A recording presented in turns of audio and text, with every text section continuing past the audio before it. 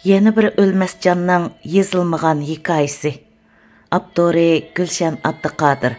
Səhər. Ötmişi quva milletning kelgusimi quva boludu. Horman Vambiri.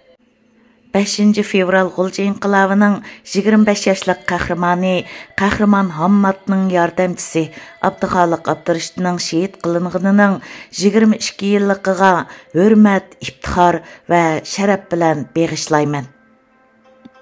Qahramonlik va shahidlik boshqacha bo'ladi ekan. Allah yo'lida shahid bo'lish yo'lini tanlagan kishilar ham boshqacha bo'ladi ekan. Mən G'uljida nurg'unlagan yoshlarning o'limiga shahid bo'ldim. Meyitini yuyish va namozini tushirib yerligiga qo'yish ishlariga shahid bo'ldim. Bu jarayonda qahramonning o'limining boshqacha bo'ladiganligini his qildim. Qahramonning o'lim oldidagi turishimi boshqacha bo'ladi ekan. O'lim jarayoni va holatimi boshqacha bo'ladi ekan.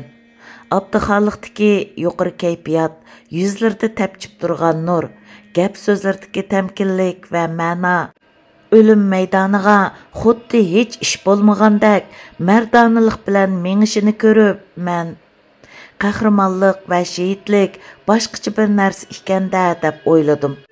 Abduxoliq Abdurishidning aksi Mulk Abdurishidning og'zidan. 1-bo'lim. Bir qalbning cho'kishi. Buningdan 22 yil ilgirki 2001-yili 9 yanvar seshanba sahar. O'rin G'ulji shahri. Qishning qattiq sovuqi G'ulji shahrida g'o'lmoqda edi. G'ulji xalqi yangi bir kunni kutib oldi. 8 yanvar dushanba kuni bir kun to'xtamay yoqqan qilin qor G'ulji shahrini oq libosga purkagan edi. 9 yanvar kuni saharda G'ulji mahallalardagi hamma oila qor tozalash g'imida. Attigan nashliqdan keyinla qor tozalash qurollarini ko'tarishib, barliq oila a'zolari bu qilin qorni tozalash halakchiligiga cho'mgan edi. Ammo G'ulji xalqi bugun G'ulji shahrida yepiq sud ichilib, amdili 25 yoshning qarsini olgan 2 nafar Uyg'ur yoshning etib tashlandiganligidan iborat bu fojiadan xabarsiz edi. Xitoy hukumati 1997-yili 4-oyning 24-kuni Ili konsul mehmonxonasida va uning orqasidan G'ulji shahar muz maydoniga uda 2 qatim 5 fevral G'ulji inqilobiga munosabatlik 15 yoshdan 30 yoshgacha bo'lgan 50 ga yaqin yoshga o'lim, muddatsiz va muddatlik jazolar bergandan keyin ochiq sud ochmaydigan bo'lib olgan edi. 1997-yildan 2001-yilgacha bo'lgan jarayonda Ili viloyatlik o'ttir sud mahkamasi ijro komiteti bir qancha qatim yepiq sud ichib 5 fevral G'ulji inqilobiga munosabatlik delolarga hukm e'lon qilgan edi. Shundoq, bugun ya'ni 2001-yili 9 yanvar G'ulji ko'chalarini dastiganda qordan g'ich-g'ich qilgan sadolar keladi. Aq libosli G'ulji bugun yana 2 nafar navqiron yigitning shahid qilinganligiga motam tutib qandaq. G'ulji shahri xuddi o'lim yetim kunlari beshiga oq yog'liq selib, ig'ir musibatga cho'mgan onaga o'xshab qolgan edi. Shahar xalqi saharda nimalarning bo'layotganligidan ko'p hollarda xabarsiz. Chorsiz shahar va chorsiz bir xalq bugun hayotida nimalarning yuz berdiganligidan bexabar hayotini davomlashtirmoqda.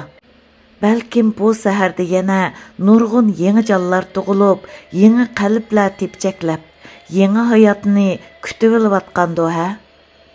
Yangi tug'ilgan farzandining yangidan hayotlikka ko'z ochgan bu bir qalbning düp qilib soqqinini anglaganda bir jup ota-onaning ko'zlaridan xushallik va hayajonlik yoshlari oqqandi ha.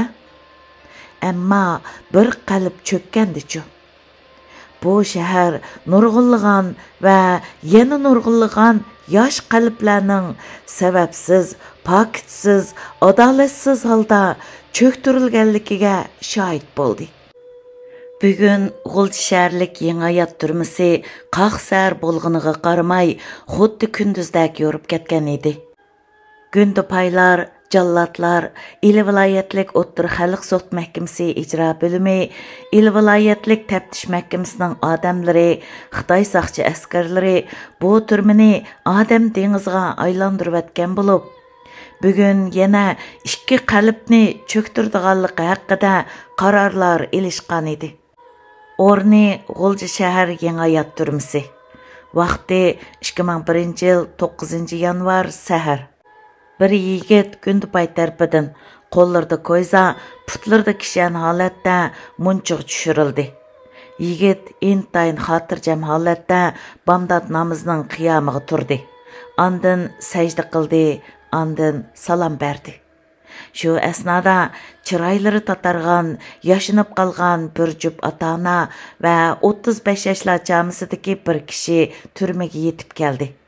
Ular titrab turgan qo'llari bilan yigitning yuzlarini siyladi, chochlarini qamalladi, esildi, so'ydi. Bu jarayonda Gündüpay yigitdan savollar so'rab turadi. 154 yuan puling bor ekan, qanday qilaman? Akamga ber. Gündüpay pulni 35 yoshlar jamisidagi kishiga uzatdi. Yotgan ko'rpa kiyim-kechaklaringni-chu? Yigit intayin xotirjamlik ichida o'zining bu 25 yoshlik qisqa hayoti jarayonida ishlatgan qimmatlik narsalarni aksi mulkka va boshqa turmudosh do'st-yoralarga taqsim qilib bermoqda edi. Yigitning chiroyidan nur yig'ib turadi. U intayin tamkin va salmoq edi. Uning ro'yi holatida yana 2 yoki 3 soatdan keyin itib tashlanadigan bir kishida bo'ladigan ro'yi holat yo'q edi. Chiroylari sarg'aygan holatda turmaga yetib kelgan kishilar yigitning ota-onasi Abdurshid Munavvar bilan onasi Pashaxon Nurdun va aksi Muhminlar edi. Yigit ota-onasi va aksi Mu'minlarga shundoq vasiyat qildi. Mən şehit qılınğandan keyin yığızar qılmanglar, nazir qılmanglar. Apa, mən sana yaxşı qarayalmadım. Oğulluq burchimni yaxşı ada qılalmadım. Meni kechir. Aka, sen mening o'rnimda apamga yaxshi qarshingni o'tinaman. Meni o'lib ketdi deb hargiz o'kinmanglar. Bu faqat vaqt masalasi. Sizlarmi mening orqamdan borsizlar. Bu yigitning ismi Abduxoliq Abdurashid bo'lib, 1994 va 1995 yillari elib berilgan G'ulji mashrab harakati mezgilida tunji mashrab boshlangan joy 5 fevral inqilobi mezgilida Xitoy saqchilari qo'g'lagan 5 fevral partizanlarga panolik berganligi uchun 5 fevral G'ulji kurashchilar tarafidan o'zlarining mustaqil bir davlatiga simvol qilinib, Kipakiston deb atalgan Kipak yuzi yesidan 9 yanvar kuni Abduxoliq Abdurashid bilan birlikda uning eng yaqin og'inisi, osmoni keng, qo'yni illiq Kipak yuz yesidan billa o'ynab cho'ng bo'lgan do'sti Jurat Nuriyga o'lim jazosi berildi va miltiq bilan etib shehid qilindi. Yuqorida aytib o'tib ketganimizdek, Xitoy hukumatı shu 2 ochiq sotdan keyin sotni mutlaq maxfiy ravishda elib boradigan bo'lib olgan edi. Bo'libmi o'lim jazosi berildigan hukmlar intayin maxfiy holatda edi. Shundaq bo'lganlik uchun 8 yanvar kuni yarim kechada ichilgan va qahramon Hammadning yordamchisi, bir navr qerindishi Abduxoliq Abdurashid bilan Kipak yuzilik yana bir 5 fevral kurashchisi Jurat Nuriyga berildigan o'lim jazosimi intayin maxfiy tutilgan edi. Әмма Abduxoliq Abdurashid oilasining il viloyatlik taftish mahkamasida ishlaydigan Abduxoliq Abdurashid oilasining beshiga eng ig'ir kunlar kelganda ularning yinida hech ikkilanmay turgan bir yaqin do'sti bor edi. Bu kishi va bu kishining yaqin urug' tuqqanlari hozir vatanda bo'lganligi sababidan bu kishiga biz Isil deb taxallus qo'yishni muvaffaq ko'rdik. 2001 yıl 8 yanvar günü əsr məzgilida G'ulji şəhərlik Harambog mahallasiga joylashgan İl viloyatlik taftish mahkamasining oyliklar qorasida isil tong sahardan toki kechgacha yig'ib amdil to'xtagan qilin qorni tozalayotgan edi. Tuyuqsiz bu qorada Abduxoliq Abdurashidning aksi Mulk Abdurashid paydo bo'lib qoldi. Mulk bilan isil o'ttirsida 1 minutga yetmagan qisqa bir dialog bo'lib o'tdi. Bugun kechida Abduxoliq haqida bir qaror ilinib qoldigandek turdi.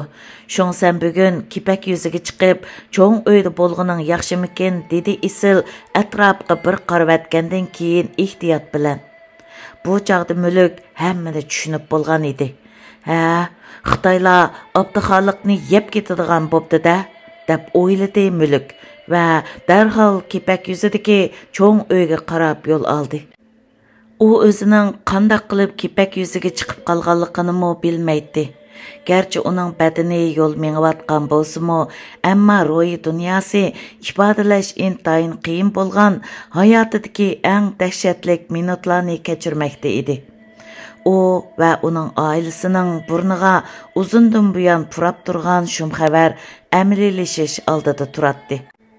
Mulk kipak yuziga chiqqandan keyin yashnab qolgan ota-onasiga bu gapni darhol aytolmadi.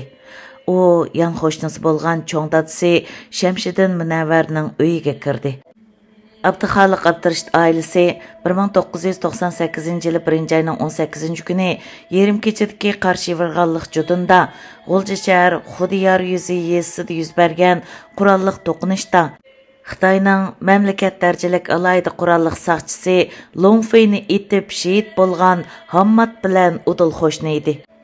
Abduxoliq Abdurashidga Xitoyning o'lim jazosi berishidagi birdan-bir sababmi uning Hammadning yordamchisi bo'lganligi edi. Hammad va Abdurashid har ikkilisi 5 fevral arxivlari nomli kitobning 2-qismida tilga ilingan. G'ulji shahar kipak yuzi yezisida quduq qizib suv boshlab, maktab ichib, kipak yuzi yezisiga ilm ma'rifat nuri chechib, tarixlardan buyon o'z ona tuprog'i va millat uchun xizmat qilib kelgan Munavvar Amin jamoatining navrlari edi. Shu kecha Hammadning oilasimi andish ichida uxlamagan edi. Saharda bizning darvozaning oldiga bir oq jip mashina kelib to'xtaganligini ko'rgan marhum Hammadning oilasidagi kishilar gurrida darvoza oldiga chiqdi. Ular shu kecha andish ichida uxlay olmagan ekan. Hammadning opasi Raziya adam saqchilarga qarab, "Birini yeyishdan qonxo'r to'ymaslar, endi yana birini yeydiganga kelishdingmi?" deb vaqirashga boshladi. Bu xil yüz turani qarshilikdan jallatlar g'o'diqib qilishdi. Ular bu ishlarni mutlaq maxfiy holda elib berish to'g'risida buyruq topshirib olgan bo'lib, saharda mahallada ko'tarilgan bu Vangchong aslida yuragi pok-pok bo'lgan jallatlarni allaqachon tamtirtib qo'ygan edi. Deydi 22 yil avvalgi ash kunni eslagan Abduxoliq Abdurashidning aksi Mulk hojim. Zicchida G'ulji mahallari bo'libmi 5 fevral G'ulji inqilobi mezgilida Kipakiston deb nom olgan kipak yuzi yeyisidagi bu mahallada farzandi turmaga kirmagan bir oila yo'q edi. Qahramonning onasimi qahramon bo'ladi-da albatta. Qahramon ana Raziyaning ovozining butun mahallani uyg'otib qo'yishidan ansirgan saqchilar Abduxoliqning dadasi Abdurashid, onasi Pashaxon Nurdun va aksi Mulk Abdurashidni mashinaga selib, G'ulji shahar yangi hayot turmisidagi Abduxoliq bilan oxirgi qitim ko'rishtirish uchun tezlikda yezidan ayrildi. Shu kuni yana bir oq ranglik jip mashina, yana shu kipak yuzi yezisidagi Abduxoliqlarning qorosidan ancha uzoq bo'lmagan joydagi Jurat Nurilarning darvozasi oldiga kelib to'xtadi. Chunki shu kuni Abduxoliq bilan birga Jurat Nurig'imi o'lim jazosi ijro qilinadi. Bu oq jip mashina Juratning dadasi Nuri aka bilan Juratning xonimini elib, yangi hayot turmisiga Jurat bilan eng oxirgi qitim ko'rishtirish uchun elib kelgan edi. Abdurashid aka, Paşaxanada mülk abdırıştıla aş günü səhərdə Yeni Hayat türməsiga yetib gəlgən Cüratning dadisi Nuri Əpəndi və ayoli bilan salam saat qilishdi. Alakmulillah deyishib bir-biriga sabrlar tilashdi. Yigitlarimiz Allah bilan ko'rishgili ketyotidi deyishib, chorsizlik ichida tipirlayotgan qalblarga ozroq bo'lsa-mu malham surgandek bo'lishdi. İsilning Abduxoliqning akisi mulkka bergan Abduxoliqqa o'lim jazosi berdiganligi haqidagi yepuchi bilan Xitoyning mutlaq maxfiy holda elib berish plani barbod bo'lib ketgan edi. Chunki mulkning kipak yuziga chiqib, bu xabarni Munavvar Amin jamoatidagi urug' tuqqanlarga yetkazishi bilan tang bu xabar chaqmoq tezligida G'uljidagi Abduxoliq Abdurashidning do'stlariga o't yurak o'g'il qizlarga tarqalgan edi. 9 yanvar kuni atdiganda G'ulji shahridagi yoshlardan tashkil topgan bir guruhpa G'ulji shahar Yeni Hayot turmisidan shaharga kiradigan yo'l eg'izida Abduxoliq Abdurashid va Jurat Nuri bilan oxirgi qitim vidolashish uchun to'plangan edi. Buningdan xabar topgan Xitoy jallotlari Abduxoliq bilan Jurat silingan harbiy mashinani shahar tarafga qarab haydamay, Yeni Hayot yesining sharq tarafidagi Dongsan degan tarafga qarab haydab, ondan so'lga qayrilib, Bayko'l qatorliq G'ulji shahrining sirtidagi joylarni aylanib, Buyanday yesiga yetib kelgan edi. Birinchi bo'limning davomi bor.